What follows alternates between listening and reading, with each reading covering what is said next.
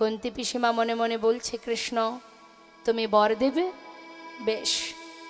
কৃষ্ণ বলো পিসিমা, এতদিন তুমি আমার কাছ থেকে ঘরে ফেরার সময় আমাকে বলেছো যে পিসিমা আমি আসি, কিন্তু আজ হঠাৎ তুমি যাই কথাটা বললে, আমি জানি তুমি কেন এই কথাটা বললে। তবে কৃষ্ণ তুমি যদি চলে যাও, তোমাকে ধরে রাখার ক্ষমতা কি আর আমার আছে বলো? তবে হ্যাঁ, তুমি যদি যেতেই চাও যাও, আর যদি বর দেবে কথা দাও আজ আমি যা চাইবো তুমি আমাকে তাই দেবে তো পিসিমা? হ্যাঁ, তুমি যা চাইবে তাই দেব কৃষ্ণ, তবে দাও। এতদিন দুঃখ ছিল, কষ্ট ছিল, যন্ত্রণা ছিল, তাই তুমি আমার কাছে ছিলে, আমার 5 পুত্রের সাথে বন্ধুর মতো ছিলে।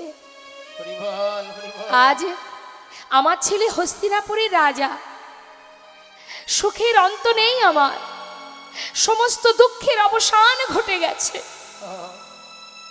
আজকের দিনে আমি যা চাইবো তোমাকে তাই দিতে হবে। বলো কৃষ্ণ দেবে তুমি? 3 সত্য করো সীমা। দেব দেব দেব, দাও কৃষ্ণ। আর যে কদিন এই ধরাতে বেঁচে থাকবো জানি না আর কতদিন আছি এই ধরায়। যে কদিন আর বেঁচে আছি তোমার কাছে শুধু এটাই চাওয়া, আর যত দুঃখ আছে, যন্ত্রণা আছে, আর যত বেদনা আছে পুরোটাই তুমি আমায় দিয়ে যাও, সবটুকু আমায় দিয়ে যাও। এতটুকু শোক যেন জীবনে না থাকে। পাশে দাঁড়িয়ে আছে ভীম। মা, এত কষ্ট পেয়েও তোমার কি স্বাদ মেটেনি মা? মা তুমি আবার কেন দুঃখ চাইছো? সবে মাত্র দাদা রাজা হলো, সুখের নাগাল পেতে না পেতেই তুমি আবার দুঃখ চাইছো কেন? ভীম, দুঃখ ছিল বলেই কৃষ্ণ আমাদের সঙ্গে ছিল। দেখ, ওই সোনার সিংহাসনে পেয়েছে বলে কৃষ্ণ ছেড়ে চলে যাচ্ছে বাবা।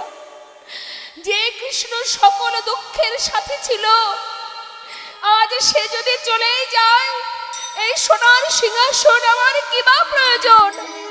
যে সিংহাসনে পেলে চিরতরে কৃষ্ণ হারা হতে হয়, সে সিংহাসন আমি চাই না। আয়, নেমে আয় যুধিষ্ঠির। যে সিংহাসনে বসলে কৃষ্ণ চলে যায়, সে সিংহাসনে আমরা চাই না। যে কদিন আর বেঁচে থাকবো বনে বনে কাটাবো, হাজার দুঃখ নিয়ে বনেই কাটাবো, কিন্তু কৃষ্ণ ছাড়া সুখ চাই না। আহা, এত জীবনে কষ্ট পেয়েছে মা, তারপরেও দুঃখ চাইছে, একবার চিন্তা করুন। কিন্তু আমরা তো সর্বদাই সুখই কামনা করি, আমরা তো দুঃখ চাই না। দুঃখ হলে কাঁদি, দুঃখ হলে কষ্ট পাই, প্রভুর কাছে জানাই কেন তুমি এত দুঃখ দিচ্ছ। কিন্তু আজ কুন্তি পিসিমা হাজার দুঃখ পেয়েও বললেন সিংহাসন থেকে নেমে আয়। যে সিংহাসনে বসলে কৃষ্ণ হারা হতে হয়, সে সিংহাসন আমি চাই না। ভগবান কৃষ্ণ ভক্তি দেখে, ভালোবাসা দেখে, তার প্রতি পিসিমার এতটা প্রেম দেখে রথ থেকে নেমে কুন্তি পিসিমার কাছে এসে বললেন, পিসিমা আমি তোমার ভালোবাসায় বাধা পড়ে গেলাম। কথা দিচ্ছি পিসিমা, যখনই স্মরণ করবে আমি তোমার কাছে এসে ধরা দেব। ভগবান সবকিছু সইতে পারেন বাবা, কিন্তু ভক্তের চোখের জল সইতে পারে না। মা কুন্তি পিসিমাকে সান্ত্বনা দিয়ে গোবিন্দ আমার রথে উঠে চলে যাচ্ছে। কিছুটা পথে যাবার পর আরেক মা চিৎকার করে উঠলেন, মাধব মাধব মাধব, একটু দাঁড়াও, একটা বার আমার পানে চেয়ে দেখো। দেখো মাধব, আমি কে চিনতে পারছো তুমি? ভালো করে চেয়ে দেখো, আমি সেই মা, 1 নয় নয়, দুই নয়, শতপুত্র হারা জননী আমি মাতা গান্ধারী, অভাগিনী সন্তান হারা জননী আমি। চিনতে পারছো তুমি মাধব? এ তুমি কি করলে? বংশে বাতি দেওয়ার একটা দীপও বাঁচিয়ে রাখলে না। এ তুমি কি করলে মাধব? তুমি আমার সন্তানকে প্রাণে মেরেছো। তুমি না চাইলে এই যুদ্ধ হতো না। তুমি করেছো, তুমি সকলকে মেরেছো। আমি আজ তোমায় অভিশাপ দিলাম, যেমন তুমি কুরুবংশ ধ্বংস করেছো, তেমন তোমার যদুবংশ ধ্বংস হয়ে যাবে। একটা দ্বীপ বেঁচে থাকবে না, তোমারও মৃত্যু হবে। নিম্ন বৃক্ষের ডালে তুমি বসে থাকবে, মাছরাঙা পাখি ভেবে ব্যাদের হাতে তোমার মৃত্যু হবে। সকলে অবাক হয়ে মাতা গান্ধারীর কাছে গিয়ে জড়িয়ে ধরে মাকে বলছে, মা তুমি অভিশাপ ফিরিয়ে নাও। কাকে অভিশাপ দিচ্ছ তুমি? ভগবান কৃষ্ণ রথ থেকে নেমে এসে বললেন, শান্ত হও তোমরা, কেউ কিছু বলো না গো। দেখো সে তো অপরাধ করেনি, ভুল কিছু বলেনি। কুরুক্ষেত্রের যুদ্ধে সকল মায়ের আশীর্বাদ যেমন আমি পেয়েছি, তেমন যে সকল মায়েরা আমাকে অভিশাপ দেবে, সেই অভিশাপও আমি মাথায় তুলে নেব। জয়ের আনন্দ যেমন আমি পেয়েছি, তেমন পরাজয়ের যন্ত্রণাগুলো আমি পেতে চাই। তাই হবে মা, তোমার কথাই রক্ষা হবে, তোমার বাক্যই সত্য হবে। তাই বাবা, সেই মাতা গান্ধারীর অভিশাপ ছিল গোবিন্দের মাথায়। এবং শুধু তাই নয় বাবা, এই 56 কোটি যদুবংশ দেখতে দেখতে যখন তারা যৌবন বয়স, এতটাই দুরন্ত, এতটাই উদ্ধত হলো, তারা গুরুজনকে সম্মান করে না। এখনো অবস্থাতে এই 56 কোটি যদুবংশ ভগবানের সন্তান, তাদের মধ্যে একটি সন্তান ছিল মেয়েদের মতো দেখতে। তার পেটের উপরে একটা কড়া বেঁধে সুন্দর করে কাপড় পরিয়ে জঙ্গলে যে সকল মুনি ঋষিরা ধ্যান তপস্যায় রত থাকে, তাদের কাছে নিয়ে গিয়ে তারা ব্যঙ্গস্বরূপ জিজ্ঞাসা করছে, এই যে ও মুনি ঋষি, তোমরা সারা জীবন ধরে যুগ যুগ ধরে সাধনা করছো, তোমরা দেখে বলে দিতে পারবে যে এর পেটে কে আছে, কে জন্ম নেবে, ছেলে না মেয়ে? এখন মুনি ঋষিরা বলে উঠলেন, বালক, এমনভাবে সামনে এসে বিরক্ত করো না, তোমরা ঘরে চলে যাও। কিন্তু কোনো কথাই শুনছে না। কেন যাব? যুগ যুগ ধরে সাধনা করছো, বলতে পারবে না এর গর্ভে কে আছে? কিছুতেই শুনছে না, বারবার বিরক্ত করছে। তখন মুনি ঋষি বলে উঠলেন, তবে শোন বালক, এর গর্ভে যে জন্মগ্রহণ করবে তাকে দিয়েই তোদের এই 56 কোটি যদুবংশ ধ্বংস হয়ে যাবে। বলার কিছুদিনের মধ্যেই সেই যে কড়াটা পেটে বেঁধেছিল মা, সেটা ফাল হয়ে প্রসবিত হলো। এবার সেই ফালটা নিয়ে কি করবে? চলে গেল গোবিন্দের কাছে। গোবিন্দ ফালটা দেখেই চিনতে পারলেন, সব কথা মনে পড়ে গেল। ভগবান বললেন, বালক তোমরা এক কাজ করো, ফালটা নিয়ে গিয়ে প্রভাস নদীর তীরে যদি পাথর থাকে, পাথরে ঘষে ঘষে এটাকে শেষ করে দাও। সমস্ত বালকরা ছুটে গিয়ে প্রভাস নদীর তীরে গিয়ে সেই পাথরটা ঘষতে ঘষতে, যত ঘষছে তত ফেনা বাহির হচ্ছে মা। আর ফেনাগুলো সব নদীর ধার দিয়ে যাচ্ছে, আর নদীর ধার দিয়ে দিয়ে নল খাগড়ার গাছ তৈরি হচ্ছে।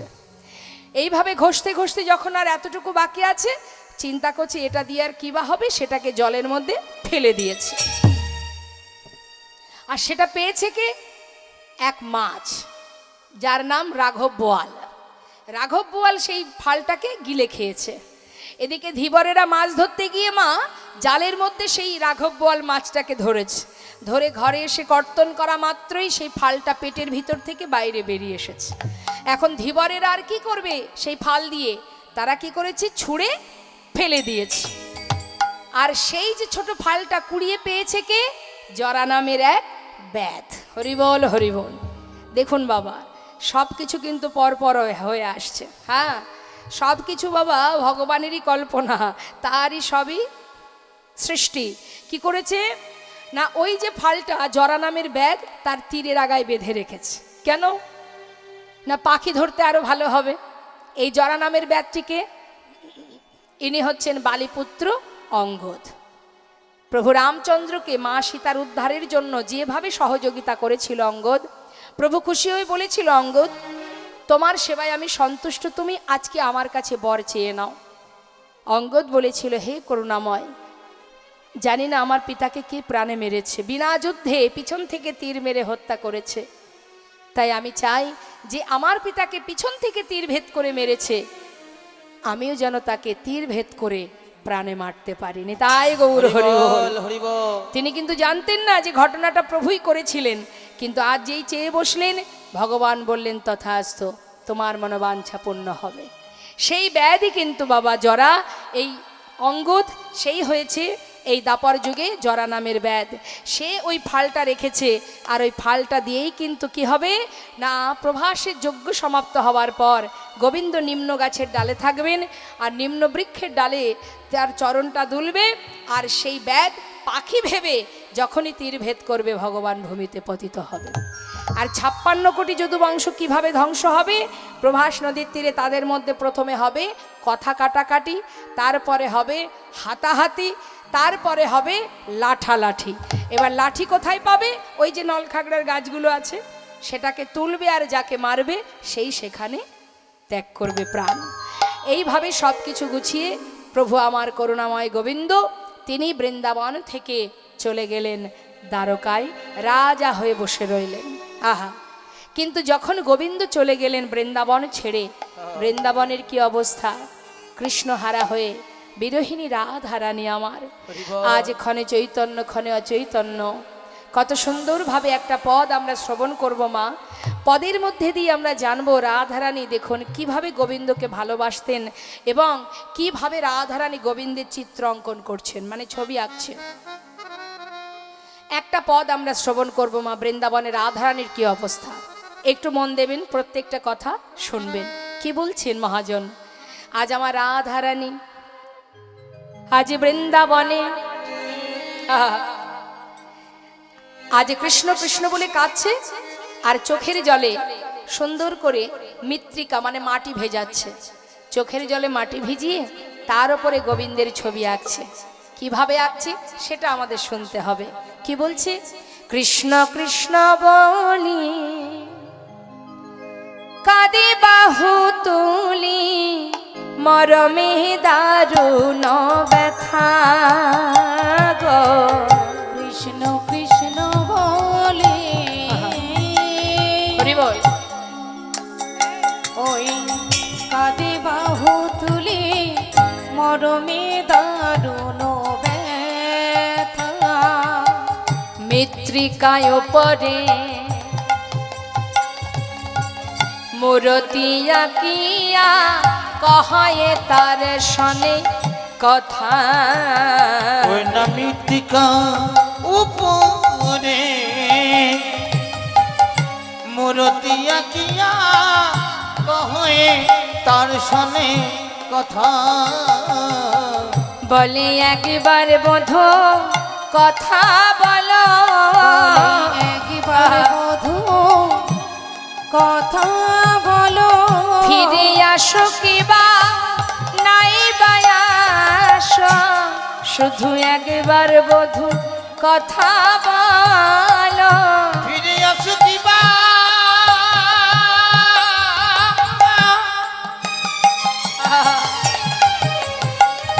তুমি নাই বায়াস, একবার বধূ কথা বলো।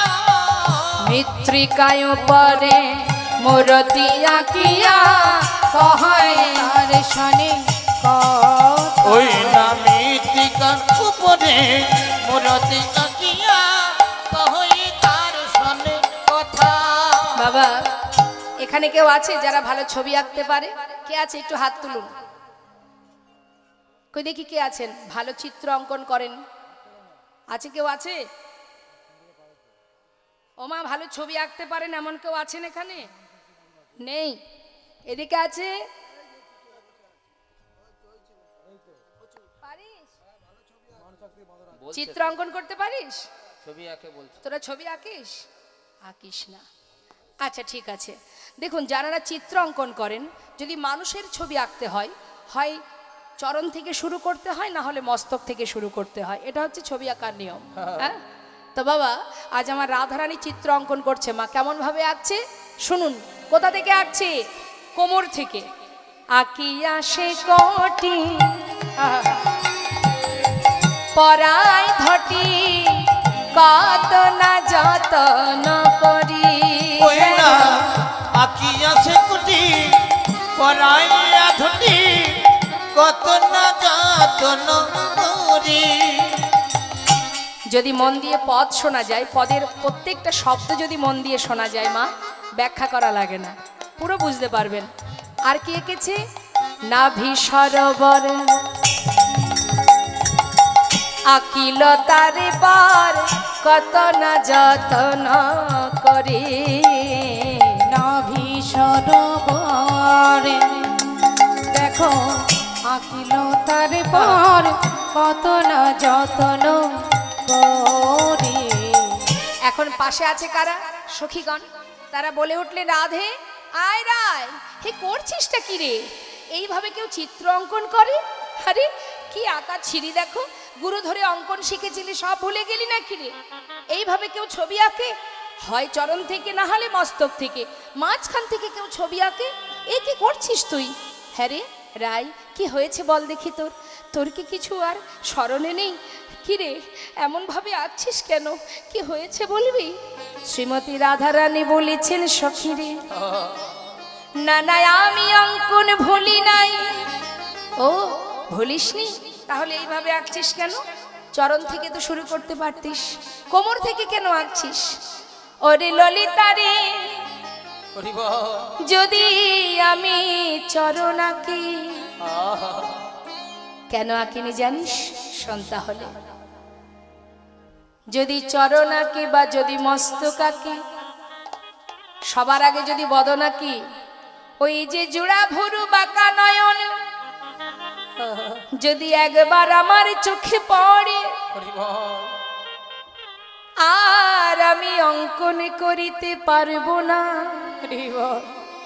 আর যদি চরণ আঁকি, এই বৃন্দাবনে আমার পরাণ বধূ সে যে আমায় ছেড়ে চলে গেছে, যদি আবার আমি চরণ আঁকি, সেও যদি চলে যায়, বলে ললিতা রে বিশাখা, আমি কি নিয়ে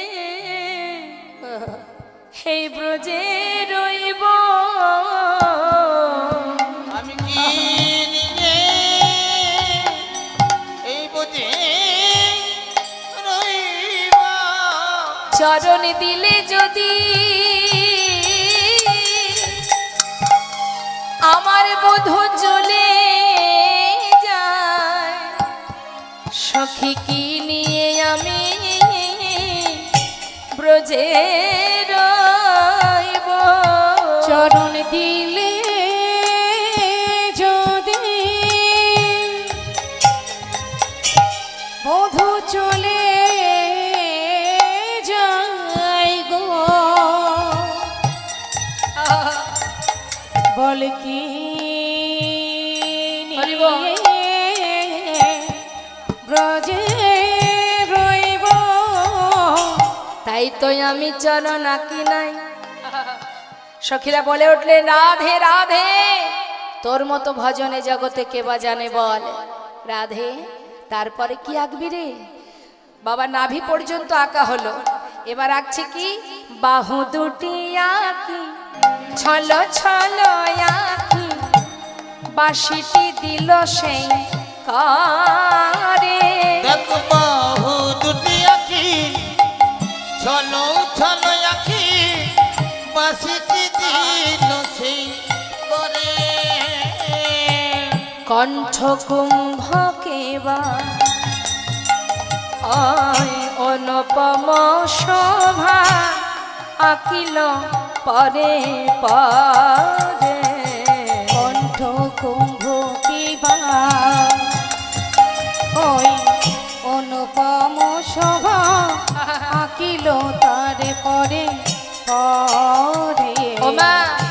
কণ্ঠ পর্যন্ত আঁকা হলো, বাকি আছে কি আর গোবিন্দের বদনটা। হ্যাঁ, যেই না মাটির উপরে সুন্দর করে বদন এঁকেছে, আঁকা মাত্রই রাধারানী আর নিজেকে স্থির রাখতে পারলেন না, ছুটে গিয়ে সেই বদনের উপরে নিজের বদনটা রেখেছে মা। বদনটা রেখে মাটির উপরে বদন এঁকেছে, তার উপরে নিজের বদন রেখেছে, রেখে কি করছে, মুখে মুখ দিয়া কাদিয়া কাদিয়া কহায়ে তার সনে কথা। ওই না মুখ মুখ দিয়া কাদিয়া কাদিয়া কহে তার সনে কথা। এত সুন্দর পদটা যে সব মহাজন লিখেছেন, তিনি কি বলছেন, আহা কহে যদুনা ওহে প্রাণনা দেখো গো রাধার ব্যথা। আরে কহে যদুনাথ ওহে প্রাণনাথ দেখো হে রাধার ব্যথা। তুমি একবার এসে দেখে যাও গো, হরিবল হরিবল, দেখে যাও গো আমাদের রাধা রানী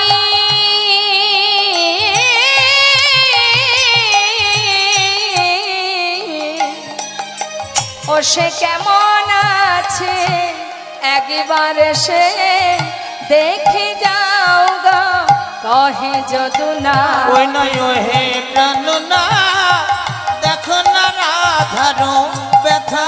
হরিবল হরিবল। কহে যদুনাথ ওহে প্রাণনাথ দেখো হে রাধার ব্যথা। মা এখনো অবস্থা বৃন্দাবনে, সখাগণ বনে যায় না, মাতা যশোমতী অচৈতন্য হয়ে পড়ে আছে, এখনো দূর অবস্থা বৃন্দাবনে, শোকের ছাওয়ায় অন্ধকার হয়ে আছে। আর এদিকে কি হলো না, দেবর্ষি নারদ হঠাৎ মনে মনে চিন্তা করছে, তাই তো বহুদিন হয়েছে সাধু সঙ্গ করিনি, যাই একটু সাধু সঙ্গ করে আসি। তা দেবর্ষি নারদ যাচ্ছে সাধু সঙ্গ করতে, কোথায়, বৃন্দাবনে। মহাজন বলছে, দেখো বিধির নন্দনয়াজি চিন্তা মনে মনে, ধীর নন্দনয়াজি চিন্তা মনে ও মনে। নারদ চলে যা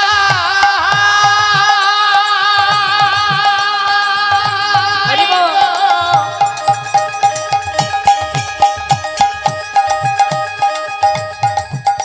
নারদ চলে যা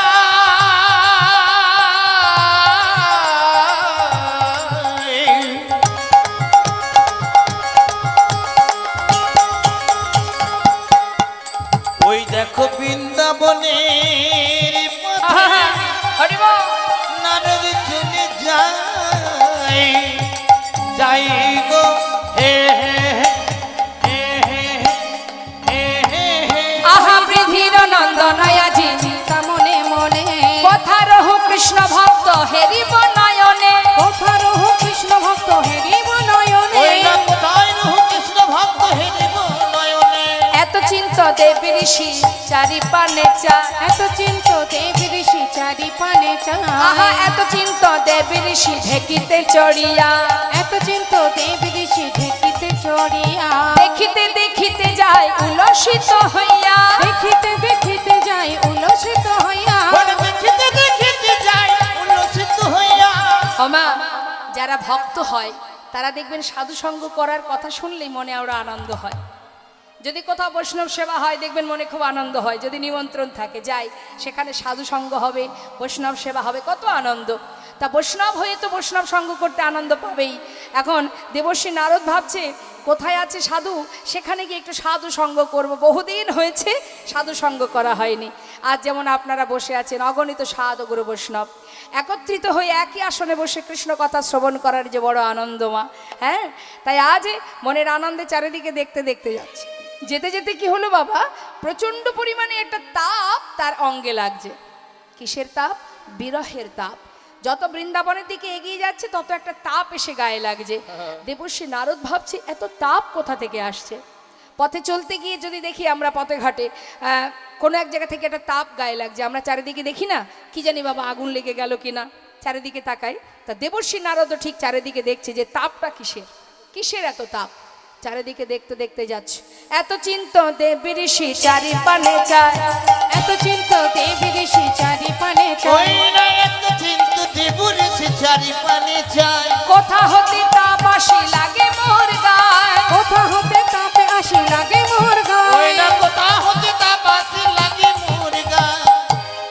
ভাবতে ভাবতে যখন বৃন্দাবনের ভিতরে প্রবেশ করলেন, দেখতে দেখতে হঠাৎ দেবশ্রী নারদের চোখে পড়ল গোটা বৃন্দাবন সবাই শোকাহত, সবাই কাঁদছে, কৃষ্ণ কৃষ্ণ কৃষ্ণ বলে। যেদিকে তাকাচ্ছে সেদিকেই সমস্ত ভক্তদের ব্রজবাসী ব্রজবাসিনী সখাগণে রাধারানী মাতা যশোমতী নন্দ উপানন্দ সবাইকে কাঁদতে দেখে দেবর্ষী নারদ মনে মনে ভাবলেন, এতদিন ভেবেছিলাম আমি বোধহয় প্রভুর বড় ভক্ত, আজ বৃন্দাবনে না এলে জানতে পারতাম না যে আমার থেকে বড় ভক্ত এই বৃন্দাবনবাসী, যারা গোবিন্দকে এত ভালোবাসে।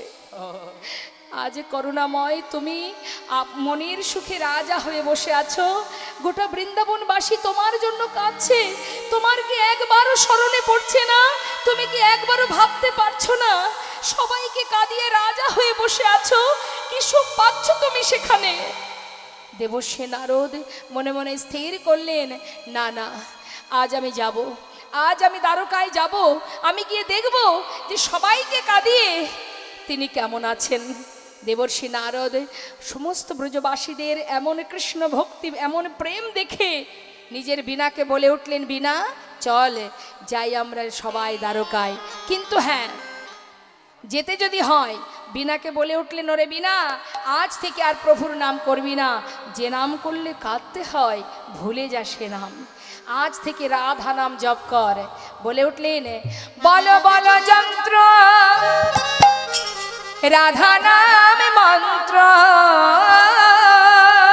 বলো বলো যন্ত্র রাধা নামে মন্ত্র, যাগ যজ্ঞ ব্রত পূজা কিছু নাহি বলো বলো যন্ত্র রাধা নামে মন্ত্র, ও বল বল যন্ত্র রাধা নাম মন্ত্র, যাগ যজ্ঞ ব্রত পূজা কিছু নাহি আর, বলো বলো বীণে রাধা নামে বীণে, বলো বলো বীণে এই রাধা নামে বীণে, আর বলো বলো বীণে রাধা নামে বীণে, এ ত্রিভুবনে কিছু নাহি বলো হরি বল হরি বল হরি বল। রাধা নামে মন্ত্র, ও বল বল যন্ত্র রাধা নাম মন্ত্র, যাগ যজ্ঞ ব্রত পূজা কিছু নাহি আর, যাচ্ছে বিনাতে রাধা নাম গাইতে গাইতে বৃন্দাবন থেকে দ্বারকাভিমুখে। এবার আমরাও যাচ্ছি লীলার সাথে সাথে। এবার আর নয় বসে বসে আস্বাদন করা, দুবাহু তুলে একবার দেবশ্রী নারদ যেমন রাধা নাম গাইতে গাইতে যাচ্ছেন, আমরাও সবাই মিলে একবার রাধা নাম করব। তুলুন দেখি সবাই মিলে দুহাত, বাহ, প্রেম সে সবাই মিলে আমরা রাধা নাম গাইতে গাইতে দেবশ্রী নারদ যেমন যাচ্ছেন দ্বারকায়, আমরাও যাব। সবাই মুখে রাধা নাম গাইব। সবাই হাত তুলতে হবে, হাত নামালে হবে না, হাতে তালি দিয়ে না রাধা নাম জপ করব। হাত তুলে হাত তুলে, একটু কষ্ট করতে হবে। আমা দুহাত তুলে। আমার এক ঠাকুমা খুঁটিতে হেলান দিয়ে বসেছে, চিন্তা করছে এত আরাম করে বসে আছি, কে হাত তুলবে? আসলে আমরা একটু আরাম ভালোবাসি। হ্যাঁ, কষ্ট করে হাত তুলতে ইচ্ছা করে না, করে? তুলুন দেখি সবাই মিলে, তুলুন। বাহ, এই তো সবাই মিলে হাতে তালি দিয়ে আমরা রাধারাম গাইতে গাইতে যাব। রাধে রাধে রাধে রাধে আচ্ছা রাধে রাধে বল বল, বল বল, রাধে রাধে রাধে রাধে রাধে রাধে বল বল, রাধে রাধে রাধে রাধে রাধে রাধে বল, রাধে রাধে রাধে রাধে রাধে রাধে বল, বল সবাই, হ্যাঁ। রাধে রাধে রাধে রাধে রাধে রাধে বল, রাধে রাধে রাধে রাধে রাধে রাধে বল, এই রাধে রাধে রাধে রাধে রাধে রাধে বল, রাধে রাধে রাধে রাধে রাধে রাধে বল।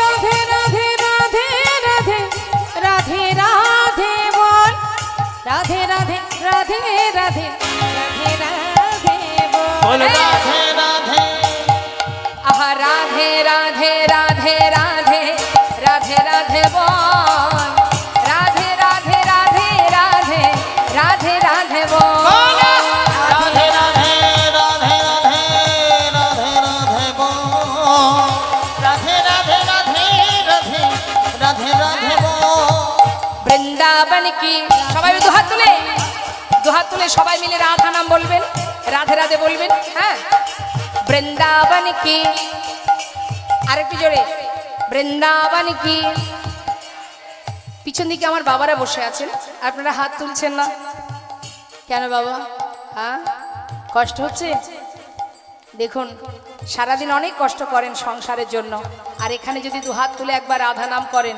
সেটা আপনার নিজের জন্য এর ভাগ কেউ নেবে না তুলুন সবাই মিলে দুবাহু তুলে হ্যাঁ বৃন্দাবন কি যমুনা মাই কি রাধা কুंड की श्याम कुंड की गोविंद कुंड की विलासवन की मधुबन की निधुबन की है केशी घाट की बंशीवाट की माधवी वन की लोहवन की तम्रवन की कमलवन की निधुबन की भंडीबन की आगे पीछे दाहिने बाएं बोले बोले में ऊपर नीचे बोलो राधे राधे राधे राधे राधे राधे बोल राधे राधे राधे राधे